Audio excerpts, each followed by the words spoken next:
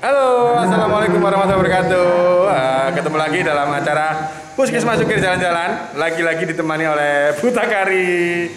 Buta Kari lagi hari ini kita jalan-jalan lagi. Oke. Halo Mas Ri. Halo teman-teman. Oke. Hari ini kita acaranya ngapain Buta Kari ini Buta Kari? Acara hari ini itu Mas Ri, pelatihan pemulasaraan jenazah. Pemulasaraan jenazah ini jenengan juga Buta Kari. Ya, pemulasaraan jenazah bagi jenazah yang berpenyakit menular Mas Reja. Jadi pemulasaraan jenazah ini akan berbeda perlakuannya antara yang tidak berpenyakit tadi sama yang normal Buta Kari seperti itu nggak Tinggi? Iya, begitu sih Mas Ren. Tapi sebenarnya ya pemulasaraan jenazah itu harusnya dilakukan sama meskipun jenazah itu riwayatnya tidak berpenyakit ataupun berpenyakit. Itu ya. Iya. Jadi harusnya perlakuannya sama seperti itu Tinggi. Oh iya. Untuk tahapan-tahapan nanti akan seperti apa Buta Kari untuk pemulasaraan jenazah yang itu tadi Buta Kari? Yang dilaksanakan hari ini. Iya. Ya, untuk hari ini itu pertama ya kita ini Mas Ri presentasi ya apa tentang teorinya gimana pemulasaraan jenazah, apa yang harus diperhatikan, alat-alatnya apa yang disiapkan, juga perlakuannya. Kemudian nanti dilanjutkan dengan praktek Mas. Oh, langsung praktek ke para itu ya, para audien itu Buta Kari. Ya, praktek ke ini pakai pantum Mas Reja. Kantung, oh ya. Terus nanti Buta Kari apa ada tadi saya lihat ada tim dari dinas kesehatan itu mas-mas tadi gimana Iya. Buta Kari tadi dibantu dengan oleh siapa Buta Kari? Kebetulan mas-mas tadi itu dari JCC Mas JCC itu apa Buta Kari? JCC itu Jombang Care Center. Jadi mereka itu adalah pendamping ODA. Jadi mereka itu yang berkompeten pokoknya kalau ada ODA meninggal mereka itu yang membantu misalnya di wilayah Sukir. Itu dia bantu didampingi oleh petugas dari semacam relawan seperti itu Buta Kari yang mengurusi hal seperti itu. Oke, monggo dilanjut Buta Kari. Nanti kita nantikan untuk kegiatan hari ini Buta Kari. Oke, teman-teman, stay tetap di sini. Yuk.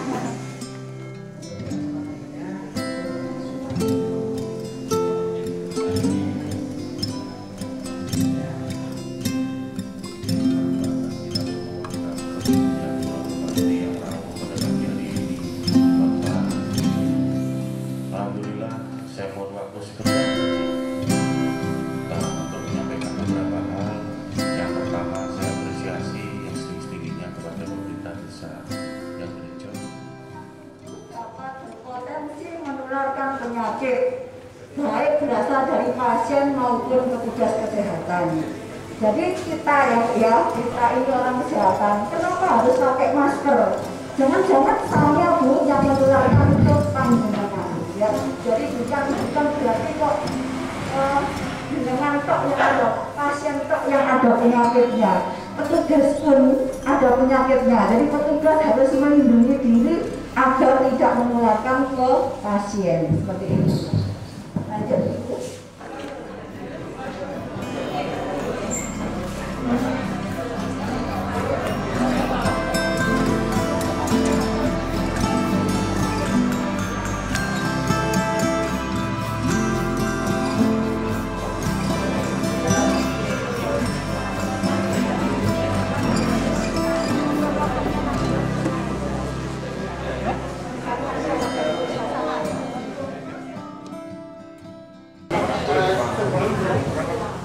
Assalamualaikum warahmatullahi wabarakatuh.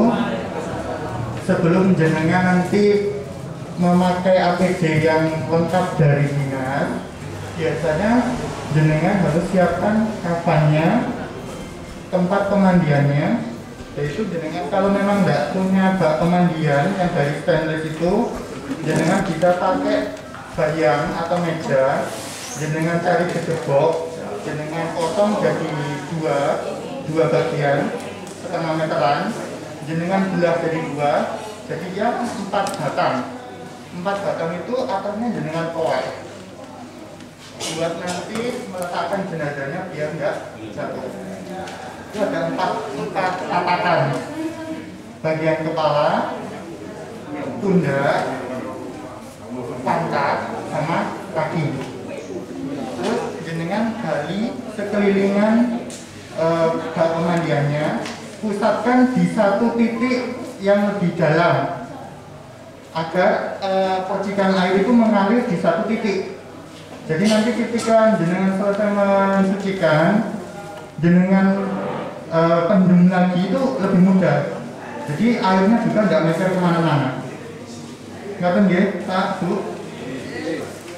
Setelah itu jenengan siapkan sabun, sampo, larutan klorin 0,5%, yaitu adalah takarannya 1 liter air, 1 liter Baiklin dibanding berapa, Bu? 9. Itu takarannya. Lebih mudah mencarinya daripada nanti jenengan cari klorin. Klorin lebih sulit. Lebih mudahnya yaitu Baiklin. Tuh. Saya praktekkan untuk memakai APD-nya ini karena ini mahal, bisa dipakai beberapa kali. Jadi pakai dan melepasnya jenengan harus hati-hati biar tidak sobek. Ketika ada kasus lagi, ini bisa dipakai kembali. Yang pertama, jenengan harus melepaskan semua aksesoris yang jenengan pakai. Kalau ibu-ibu gelang, kalung, kalau bapaknya arloji, ake, itu jenengan lepas semua.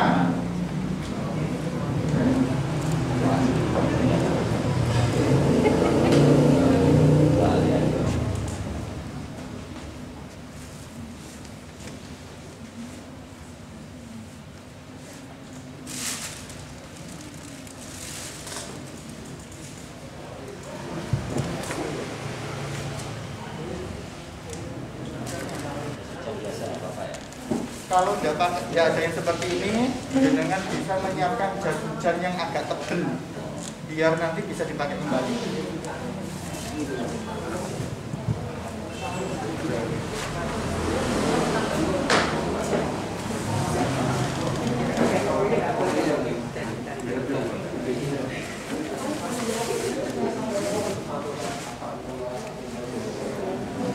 RT 3 RW 1. Bagian kakinya dengan angkat.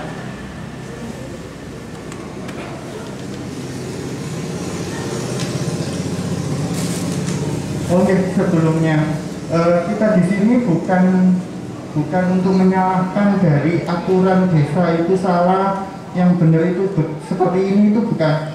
Kita di sini adalah melaraskan biar aman buat panjenengan, aman buat jenazahnya juga.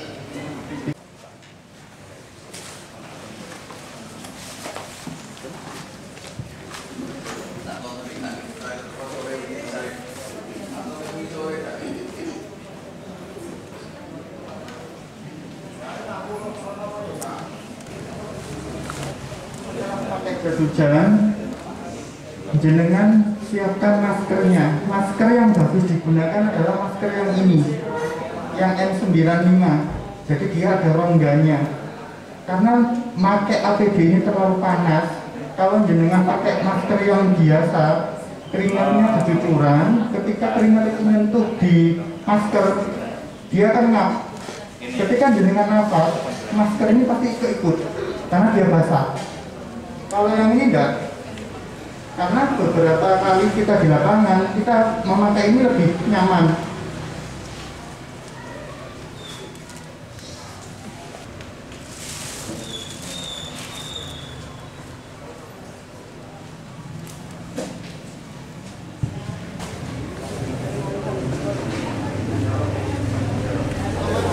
Sepatu boot, sepatu harus di dalam jas. Jadi jasnya dikeluarkan.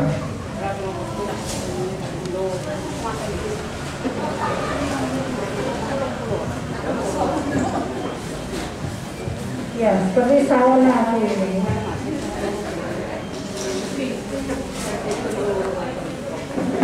Tambahan lagi, ketika tempat pemandian jenazahnya itu di tanah, otomatis kan jeblok, jemek dari satu.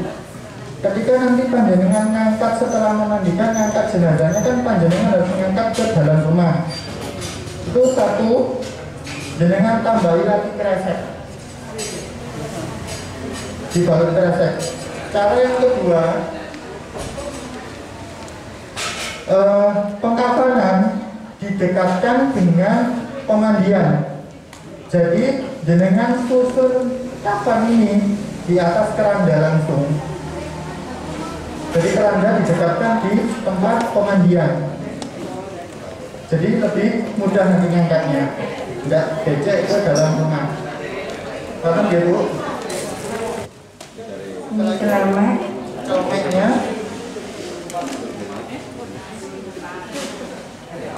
di sini ada pengikatnya.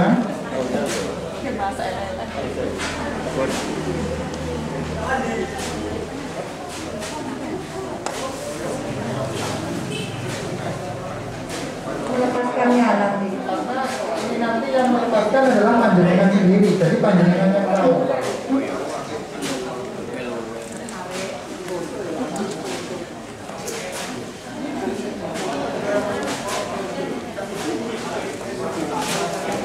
Kacamata pelindung.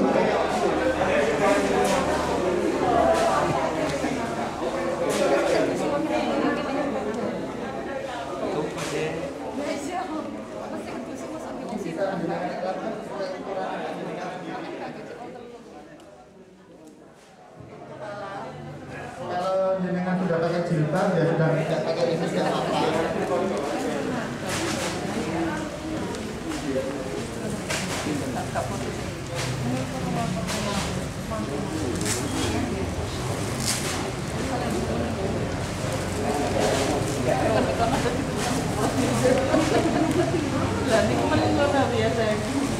Ini adalah sarung tangan. Kita butuh 2 sarung tangan.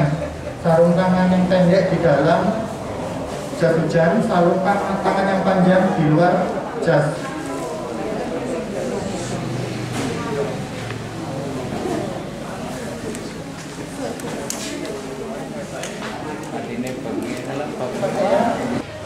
Ya.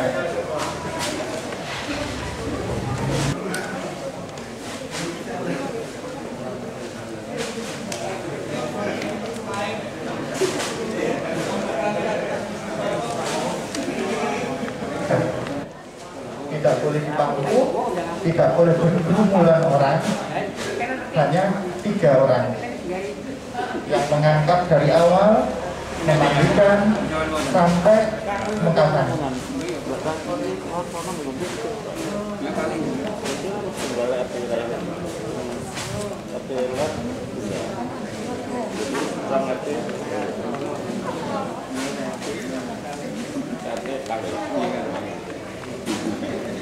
Siap memandikan jenazah.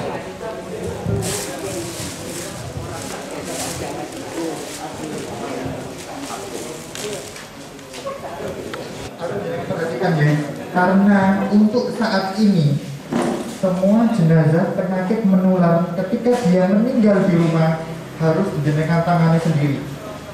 Untuk tahun-tahun yang lalu ada pasien berpenyakit menular ketika dia meninggal di rumah bisa disucikan di rumah sakit. Kita bawa ke ambulan, panjenengan harus siap memandikan sendiri. Itu. Jadi alangkah baiknya jenengan mengajukan ke kepala desa APD lengkap, bak pemandian jenazah aman buat panjenengan. Satu kantong kresek besar buat barang-barang yang tidak bisa disterilkan, tidak bisa dipakai ulang, harus dibakar atau dipendem. Yang satu kantong kresek besar itu barang-barang yang bisa disterilkan. Nanti pensterilannya kita kasih tahu caranya seperti apa biar aman. Yang bisa disterilkan itu adalah ceweknya, selimut, kan eman-eman toh Pak. Itu bisa dipakai lagi.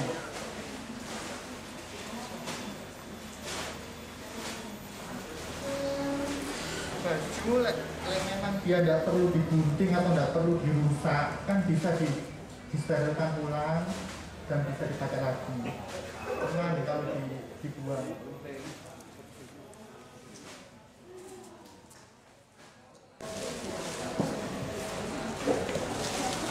Tahap pertama penyiraman pertama bukan air bersih, tapi air larutan klorin yang jenengan siapkan satu ember besar-besar. Pokoknya sekiranya panjenengan itu cukup. Ambil satu gayung, tuang dari atas langsung ke bawah. Satu kali, dua kali, tiga kali. Dulu lebih bagus semua lambang jenengan masuki larutan klorin.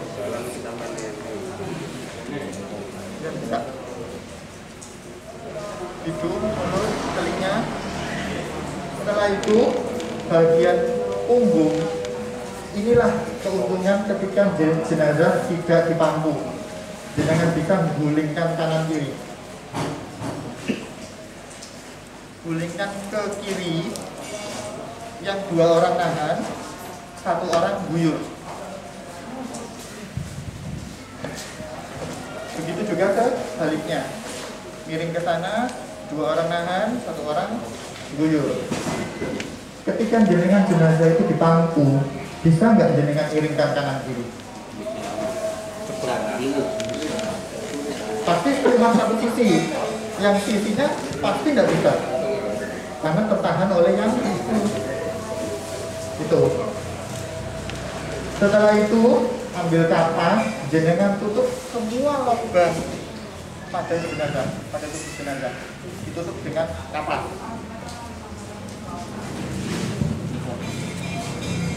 Mata, hidung, telinga, kemaluan, jenengan tutupi semua dan jenengan tunggu 10-15 menit. Jenengan diamkan. Itu adalah salah satu cara ketika kita membunuh virus atau bakteri yang masih hidup di tubuh jenazah. Seperti itu. Setelah 15 menit selesai, jenengan ambil semua kapas-kapas yang menutup pada lubang. Jenengan jadikan satu di kantong kresek yang memang akan dibakar atau dipendem. Jangan dibuang di sungai atau di manapun. Yang lebih bagus adalah dibakar atau dipendem pakai air bersih. Lebih bagus air ngalir kalau dari kita. Tapi jenengan tetap nampung, jagani ketika lampu mati di tengah-tengah proses panjenengan memandikan jenazah. Karena pengalaman kita 2 kali seperti itu. Membersihkan kuku kayak yang tadi pakai tusuk gigi itu, adatnya panjenengan itu tidak dihilangkan, tidak apa-apa. Kita beberapa kali kita tanyakan ke Kemenak apakah boleh pakai daun kelor atau sejenisnya, apa adatnya orang Jawa, tidak apa-apa. Di kita di dunia medis itu terserah, itu adanya panjenengan. Yang membedakannya hanya adalah di larutan klorin dan tidak dipangku. Itu. Ketika panjenengan taruh dubur, jenengan nggak tahu di jari jenengan ada luka atau di jari jenengan ketika selesai mengkorek dubur, apakah sudah bersih atau enggak, terus jenengan makan, jenengan melakukan aktivitas lain, apa yang terjadi? Di tinja manusia tadi dijelaskan oleh Bu Natali, berbagai macam bakteri kalau dikorek itu adalah ngengkong. 2 orang bisa, 1 orang bisa yang ngengkong. Tangan kiri panjangnya itu di bawah apa ini? Leher. Tangan kanan di atas dada, semua tekan, urut ke bawah sampai di atas, di bawah apa ini, bagian di bawah perut, jenengan atas, dudukkan setengah duduk, pasti keluar. pasti keluar. Karena ini kita lakukan di lapangan beberapa kali seperti itu. Apalagi yang kita rawat itu selama ini bukan jenazah yang biasa dirawat dengan HIV/AIDS, menyabuni, kasih sampo, selesai bersih, dengan bilas beberapa kali, jenengan nyabuni sampai 7 kali sampai berapa kali itu terserah adatnya panjenengan lebih berkali-kali bisa pun lebih bagus, itu terserah panjenengan. Tidak ada ketentuan harus sekali, harus 2 kali, itu terserah adatnya panjenengan. Setelah itu bersih, mau dikasih campur barus yang ditumbuk, disiram pakai air, itu terserah panjenengan. Setelah ini diwudoni, ditoyoki daun kelor, itu ajarnya panjenengan, nggak apa-apa jenengan lakukan. Setelah selesai, jenengan lap dengan handuk yang suci, handuk yang bersih, bukan berarti handuk suci. Itu beberapa kali pengalaman kita ke masyarakat langsung. Saya minta handuk yang suci, memang benar diambilkan dari lemari, tapi ketika saya bau itu dia kencingnya tikus, dia gak enak. Suci gak nih? Emang panjenengan terus berusaha untuk mensucikan dengan satu kesalahan gugur. Enak. Itu waktu itu saya yang menerima handuknya. Setelah itu nggak usah handuk ini. Saya masuk ke dalam rumah, saya melihat sajadah di tempelan, sajadah buat sholat itu loh Pak. Itu yang saya ambil. Kalau nempel atau tidak, itu adanya panjenengan. Saya fokus di bawah, usahakan tidak terlihat sedikit pun kemaluan tertutup pakai cuma lapisan pajaknya. Ketika si jenazah itu mempunyai penyakit menular atau boloan, lebih baiknya gunakan sertifikat pasti aman. Lapisannya adalah kafan, lapisan luar, plastik, kafan. Dulu sebelum kita terakhir koordinasi dengan Kemenak dan Dinas Kesehatan, plastiknya itu double 2. Jadi plastik di luar, kafan, plastik, kafan, dulu. Jadi disebut dengan pakai permen subus, permen yang dipelipir persis. Di lapisan luar yang kelihatan itu adalah plastik, bukan kafan.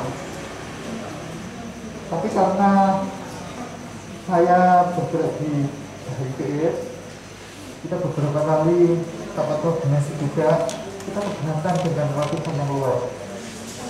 Dan akhirnya disetujui oleh kita, lapisan yang luar bisa dibuang. Pilihan lahat tidak sebenarnya untuk membuka bungkusan plastik. Bilangnya jenazah itu ketika dipilih yang lahat, kulit salah satu kulitnya harus nyakal di.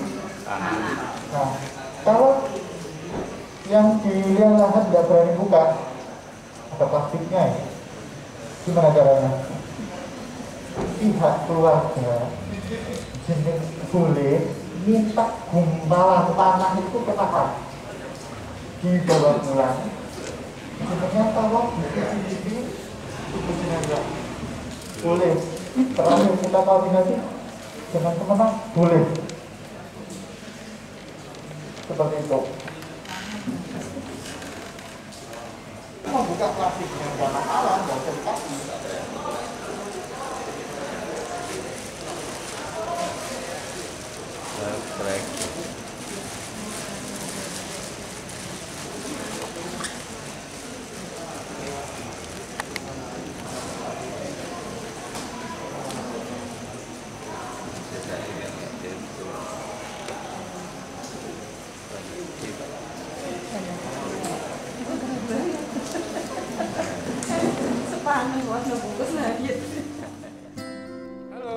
kali ini bersama Bapak Ahmad Kholili dari KUA Kecamatan Dipa, Pak nggih.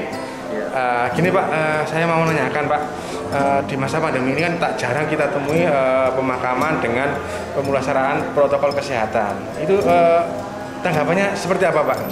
Kalau seperti itu Pak, monggo Pak. Ya, terima kasih. Memang karena ini jenazah dalam kondisi membawa penyakit COVID-19, maka penanganannya pun juga harus spesial atau khusus dengan standar sebagaimana yang disebutkan dalam protokol kesehatan.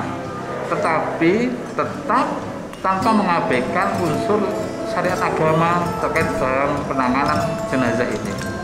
Bagaimana? Yaitu terkait dengan bagaimana memandikan, tetap memandikan, dikafani, dikuburkan, disolati, dan dikuburkan. Nah, itu yang standarnya syariah begitu.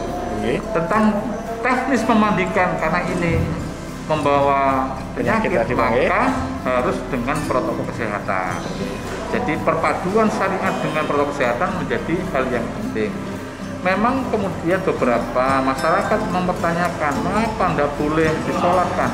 Sebenarnya dia harus disolatkan, meskipun hanya 1-2 orang yang bersolat, artinya sudah menggugurkan kewajiban karena ini menjadi fardu kifayah. Seperti itu Pak. 1 orang yang mensolatkan sudah dianggap cukup menggugurkan untuk umat Islam yang lainnya. Jadi apa menjadi salah pemerintah manakala memang dilarang disolatkan, itu baru salah.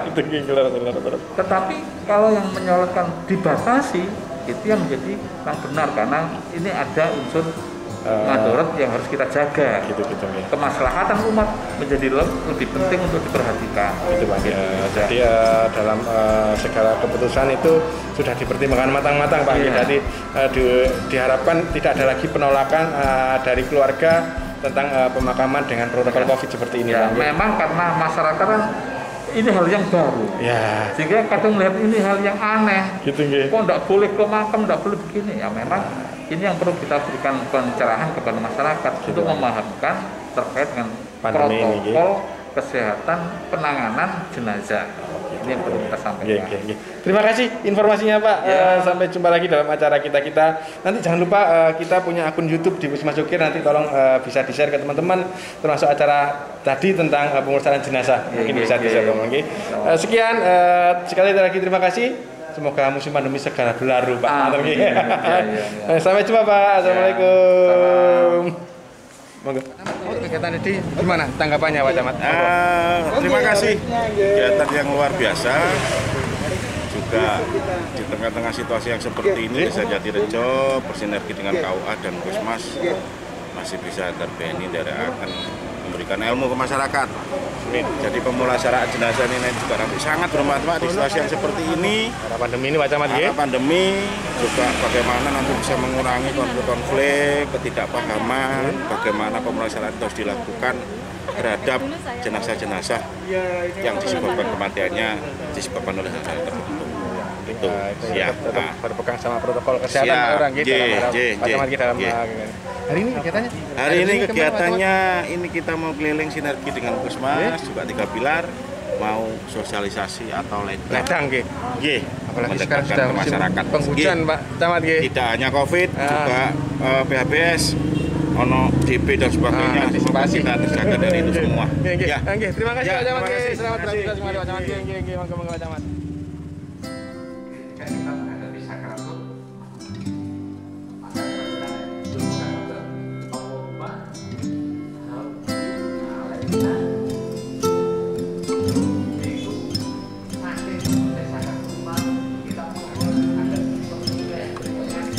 perawatan jenazah.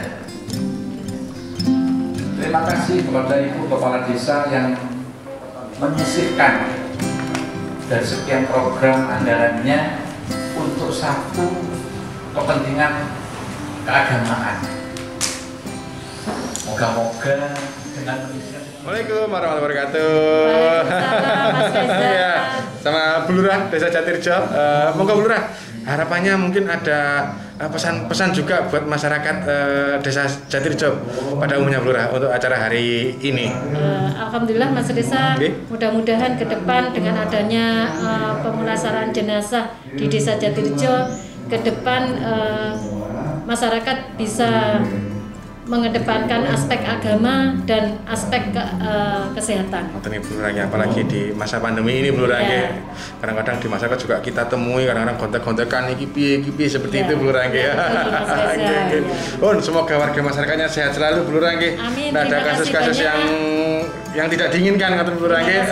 Kerjasama yang baik dengan Puskesmas Cukir, dengan KUA. Sangat-sangat baik, harapan kami ke depan tambah baik. Terima kasih. Terima kasih, Mbak. Salam. Assalamualaikum.